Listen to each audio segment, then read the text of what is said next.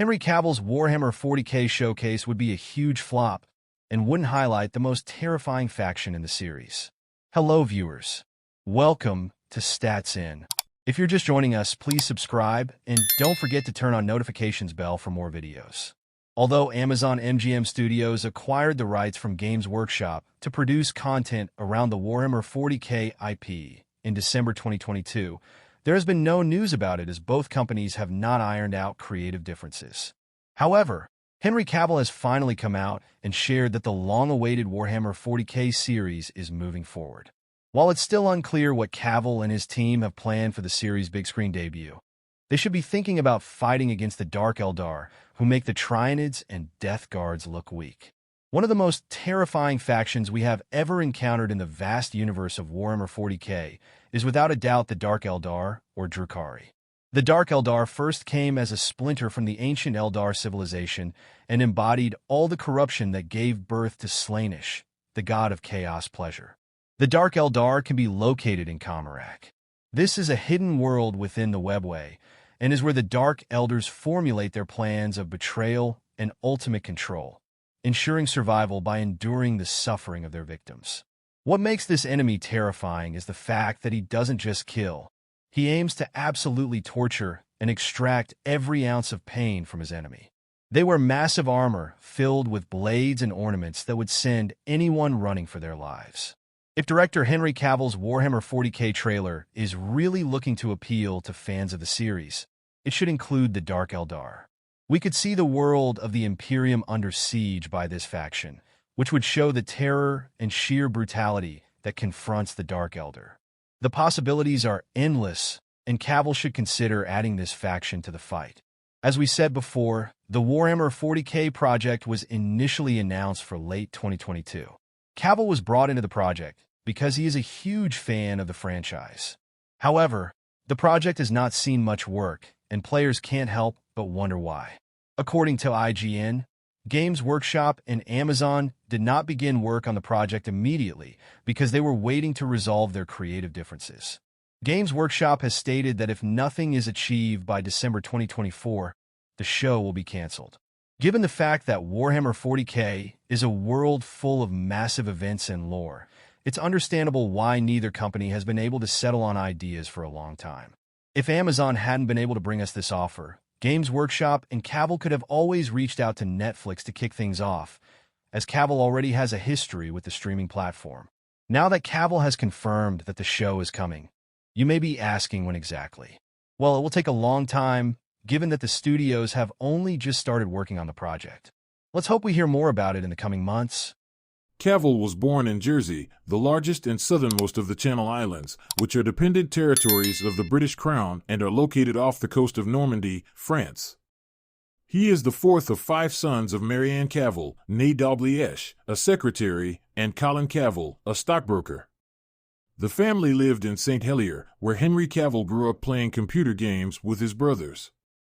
At age 13, he left Jersey to attend the Stowe School, a boarding school in Buckinghamshire, England.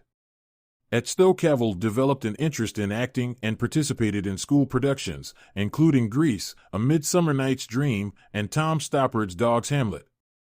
At age 16, he and his classmates had the opportunity to be extras in the movie Proof of Life, 2000, starring Russell Crowe. While on set, Cavill introduced himself to the recent Oscar winner, who encouraged him to pursue acting professionally. Cavill soon landed a role in Vendetta, 2001, followed by another in Kevin Reynolds' big-screen adaptation of The Count of Monte Cristo, 2002. For the part of Albert Mandego, Cavill, who has said that he was teased for being overweight as a kid, was encouraged to lose several pounds. In addition, Cavill had guest roles in a number of British television shows as well as supporting parts in the coming-of-age film I Capture the Castle, 2003, and an adaptation of the Celtic romance Tristan plus Isolde, 2006. During this period, Cavill auditioned for several iconic roles, including Superman and James Bond, which ultimately went to Brandon Routh in Superman Returns and Daniel Craig in Casino Royale, both 2006, respectively. Those setbacks led him to consider following in the footsteps of 2 of his elder brothers and joining the armed forces. In 2007, however, Cavill garnered his first leading role in The Tudors, a cable series following the exploits of Henry VIII, played by Irish actor Jonathan Rhys-Meyers. Cavill portrayed Charles Brandon, a loyal courtier to the king. The series helped make Cavill a familiar face, and during its 4 seasons, 2007 to 10, he also appeared in such films as the adventure fantasy Stardust, 2007, and the Woody Allen comedy Whatever Works, 2009. After The Tudors, Cavill proved his skill as an action star, playing Greek hero Theseus in Immortals, 2011, and the son of a CIA agent, played by Bruce Willis, in The Cold Light of Day, 2012. In 2011, Cavill announced that he had been cast as Clark Kent/Superman in Man of Steel, 2013. He later admitted that he had missed the call from director Zack Snyder offering him the job because he had been playing the online game World of Warcraft.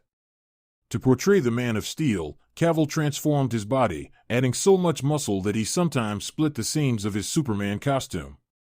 He also had the opportunity to work alongside Crow, who played Superman's father. Jor-El. Cavill went on to reprise the role in Batman v Superman, Dawn of Justice, 2016, starring opposite Ben Affleck as Batman, and in Justice League, 2017, featuring such DC comic book heroes as Wonder Woman, played by Israeli actress Gal Gadot.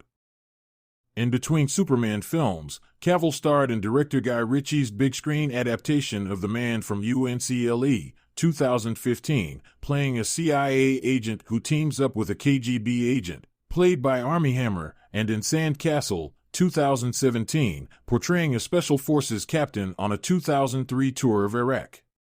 Cavill then played the main antagonist in Mission Impossible Fallout, 2018, the 6th installment of Tom Cruise's Mission Impossible series. In 2019, he assumed the lead role in the hit Netflix series The Witcher, based on the novels by Polish author Andrzej Sapkowski, whose sources include Polish mythology and Slavic folklore. Cavill played Sherlock Holmes, the elder brother of aspiring sleuth Enola Holmes in the movies Enola Holmes, 2020, and Enola Holmes 2, 2022. In 2022, Cavill had a cameo as Superman in Black Adam, renewing speculation that he was planning a return to the role 5 years after Justice League. Cavill confirmed the rumors in the fall, but a couple of months later he wrote on Instagram that the studio had decided to go in a different direction.